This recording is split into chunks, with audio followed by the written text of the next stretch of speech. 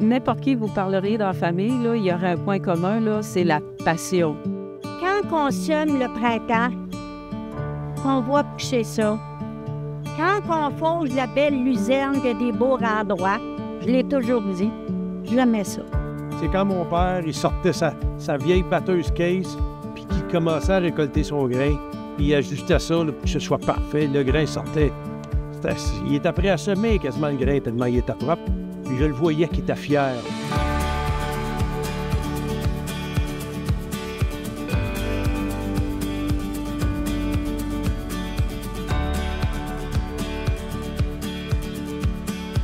On s'est marié en 69. Quelque temps avant de se marier, on a acheté la ferme site. Puis on avait 14 vaches. Plus tard, on a commencé à acheter ce qui nous manquait, des machineries, puis du coton. Son père est venu nous dire à peu près 20 ans après, « Pensez pas que vous alliez réussir. » Qu'on a réussi. Ça fait chaud au cœur. Et de voir qu'on a autant d'enfants et de petits-enfants qui aiment l'agriculture, on ne s'est pas battu pour rien. Le terrain de jeu était vaste, la forêt était à proximité. Je trouve qu'en tant qu'enfant, ça a permis de développer beaucoup de possibilités. Tous les restants de bois, avec les frères et sœurs, on se bâtissait des petites cabanes, soit dans le bois ou dans la cour. Fait qu'on a appris jeune à se débrouiller puis à être en famille tout le temps. J'ai passé beaucoup de temps avec mes parents. Mon père, c'est tracteur tout jeune. Il m'a appris à opérer ces machines-là, puis de transmettre ça à ma génération de mes enfants qui veulent suivre comme moi je l'ai fait quand j'étais jeune. Ça fait partie des bons souvenirs. Hein. Puis un bon jour, Benoît, il était contrôleur laitier, puis là, ça, il n'aimait pas trop ça.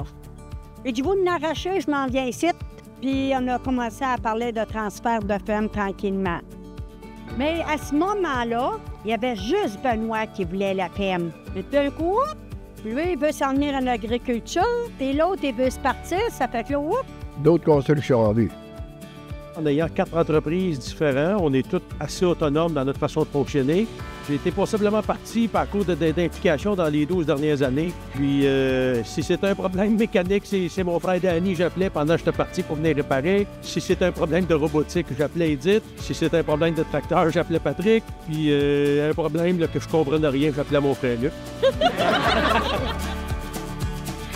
Moi, c'est mes parents, mes grands-parents qui m'ont donné la passion pour l'agriculture. C'est avec mon beau-père que j'ai pris goût à la ferme. On a toujours grandi dans l'agriculture. Presque tous nos oncles et nos tantes ont des fermes. J'ai toujours aimé les animaux. Recevoir le prix, cet hommage, pour moi, c'est très gênant. On n'a pas fait des choses pour être en haut, non. Ben moi, je parle que pour la région, c'est un petit miracle aussi, là. Mais... Oui, pour le Témiscamingue. On va être enfin chez la carte du Québec. C'est plus que juste la famille agricole. Moi, c'est le monde agricole du Témiscamingue, du Québec qui m'intéresse. C'est ces gens-là que j'aimerais qu'on regarde tous, là.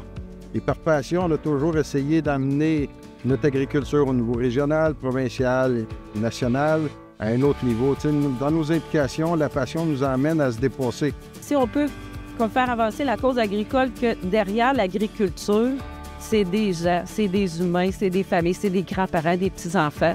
C'est une arrière-grand-mère qui garde plus souvent mes petits-enfants que moi-même. C'est ça l'agriculture de la famille Lafont au Témiscamingue. Puis là, ça se continue. Je ne sais pas jusqu'à quand, mais on espère que ça continue.